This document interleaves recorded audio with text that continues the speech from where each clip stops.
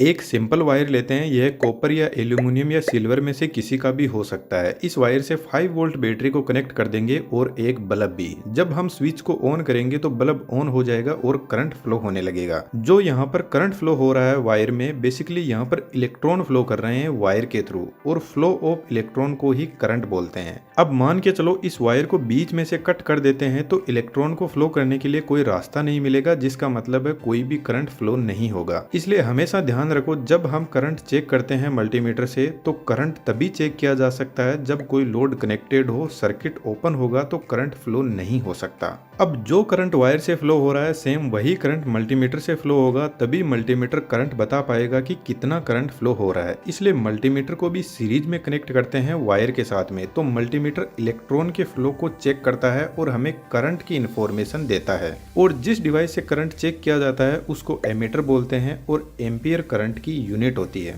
लेकिन यह मल्टीमीटर बहुत सारे मीटर का अकेला ही काम परफॉर्म कर देता है। अब यहाँ पर जो बैटरी लगी है इस पर हमेशा वोल्टेज लिखा रहता है। वोल्टेज एक इलेक्ट्रिकल प्रेशर होता है जो करंट को फोर्स लगाता है आगे बढ़ने के लिए। यदि हम मल्टीमीटर को डायरेक्ट प्लग में लगा देते हैं तो वह हमें वोल्टेज बता देगा, जिसका मतलब है वोल्टमीटर हमेशा पैरेलल में कनेक्ट किया जाता है। जो फेज वायर होता है उसके पास में 220 वोल्ट होता है और न्यूट्रल वायर के पास में 0 वोल्ट होता है जब तक लोड कनेक्ट ना किया जाए। न्यूट्रल वायर सिर्फ फेज वायर से जो 220 वोल्ट आ रहे हैं उनको वापस रिटर्न पाथ प्रोवाइड करवाता है। तो जब तक स्विच बंद है और आप न्यूट्रल वायर को हाथ से टच भी कर लेते हो तो आपको करंट नहीं लगेगा। जब मल्टीमीटर को इन दोनों वायर को टच किया जाएगा तो मल्टीमीटर इन दोनों वायर के बीच में जो वोल्टेज डिफरेंस है उसको हमें शो करेगा।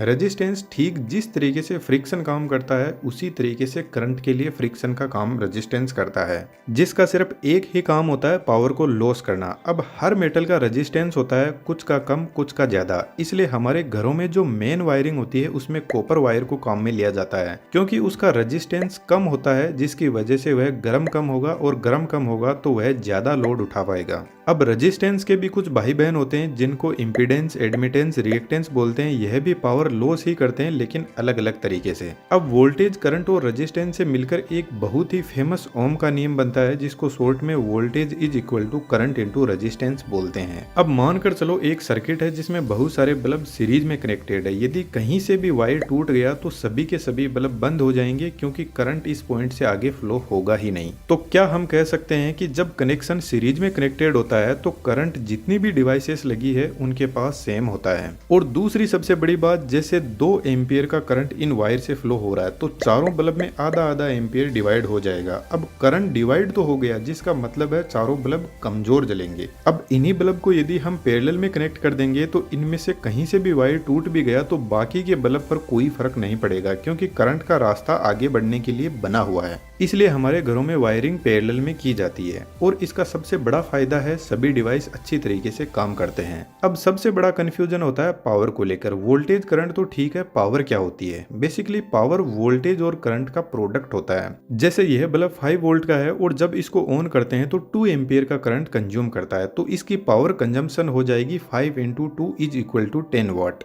वाट पावर की यूनिट होती है, लेकिन जो डिवाइस रोटेट करती है जैसे मोटर, उनकी power rating mostly horse power में यानी एचपी में होती है। बस कहने का फर्क है। और एचपी और वाट दोनों पावर की ही यूनिट है। एक एचपी में कितने वाट होते हैं कमेंट में जरूर से लिखना। अब यह बल्ब 10 वाट पावर कंज्यूम करेगा, लेकिन कितनी देर में? तो जब यह 1 घंटा ऑन रहेगा तब जाकर 10 वाट कंज्यूम करेगा, जिसको कई बार वाट आवर भी लिख दिया जाता है। जब 1000 वाट होता है उसको हम 1 किलोवाट भी बोल सकते हैं या फिर 1 यूनिट भी बोल सकते हैं। जब डिवाइस को बनाया जाता है तो उसकी पावर कंजम्पशन उसके यूज के हिसाब से सेट की जाती है, जिसका मतलब है पावर फिक्स होती है किसी भी डिवाइस की, हम उसको बदल नहीं सकते। अब हमारे पास में 2 टाइप के करंट होते हैं, अल्टरनेटिंग करंट और डायरेक्ट करंट, जिसकी वेवफॉर्म कुछ इस टाइप की होती है। सबसे पहले अल्टरनेटिंग करंट की बात करते हैं। हमारे घरों में जो 220 वोल्ट की सप्लाई आती है वह एसी ही होती है। इसमें जो करंट का फ्लो होता है वह कुछ इस टाइप का होता है। यह एक साइकिल होती है जो 360 डिग्री की होती है और 1 सेकंड में ऐसी 50 साइकिल कंप्लीट होती है, जिसको हम फ्रीक्वेंसी बोलते हैं 50 हर्ट्ज की।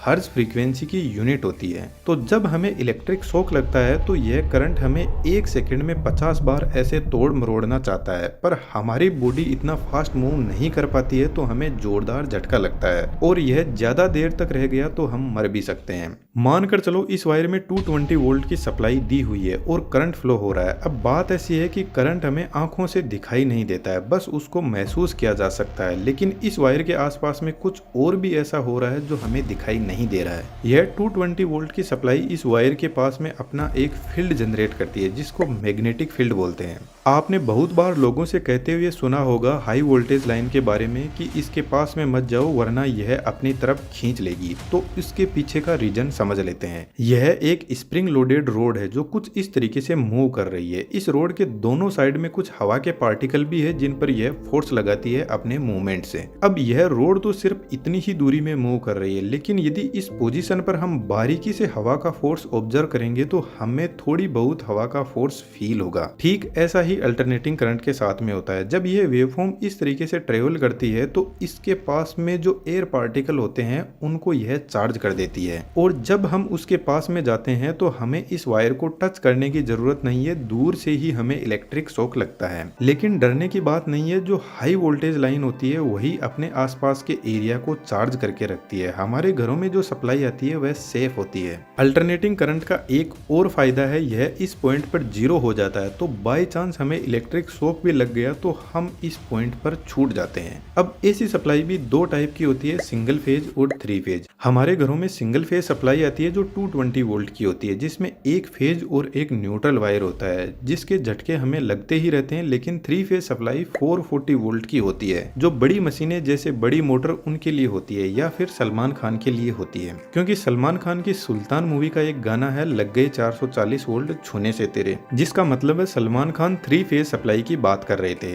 अब 440 वोल्ट से जितने ज्यादा भी वोल्टेज होते हैं जैसे 11,000 वोल्ट, उनको शॉर्ट में 11 केवी लिखते हैं। इसके ऊपर 33 केवी, 400 केवी, 765 केवी, इनका डायरेक्ट यूज कहीं पर नहीं होता है। इस हाई वोल्टेज का यूज सिर्फ लॉसेस को बचाने के लिए किया जाता है, क्योंकि हमारे घरों से पावर स्टेशन बहुत ज्यादा दूर होता है। तो इतनी दूरी तक इलेक्ट्रिसिटी ट्रेवल करके आएगी तो रास्ते में बहुत सारी लॉस हो जाएगी, इसलिए वोल्टेज को हाई वोल्टेज पर स्टेप अप किया जाता है ट्रांसफॉर्मर की हेल्प से। अब बात करते हैं डीसी सप्लाई की। डीसी सप्लाई का करंट कुछ इस टाइप का होता है जो एकदम कांस्टेंट होता है। हमारा स्मार्टफोन, लैपटॉप, इसके अलावा जितने भी इलेक्ट्रॉनिक्स आइटम होते हैं वह ऑलमोस्ट डीसी सप्लाई पर चलते हैं। अब इसकी वेवफॉर्म एकदम सीधी है, जिसका मतलब इसमें कोई फ्रीक्वेंसी नहीं होती। फ्रीक्वेंसी नहीं होगी तो इसके पास में कोई मैग्नेटिक फील्ड नहीं होगा। मतलब मैग्नेटिक फील्ड तो इसके पास में होता है, लेकिन जब वायर एक मैग्नेट की तरह काम करेगा सिर्फ तभी। डीसी करंट को बैटरी में स्टोर किया जा सकता है लेकिन एसी करंट को नहीं। लेकिन एसी को डीसी में या फिर रिवर्स भी किया जा सकता है। एक छोटा सा आपके लिए क्वेश्चन है, जो डिवाइस एसी को डीसी में बदलती है उसको क्या बोलते हैं, कमेंट में जरूर से लिखना।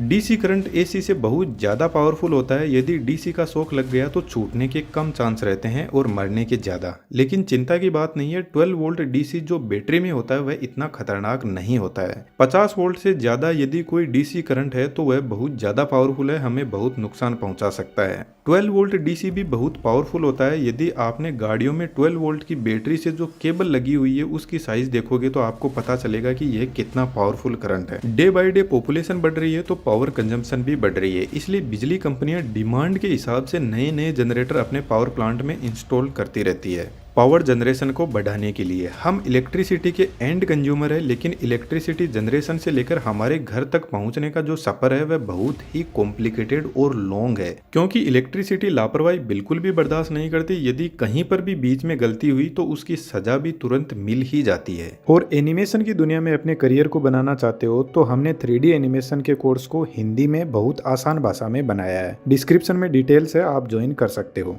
आपका कीमती समय इस चैनल को देने के लिए धन्यवाद।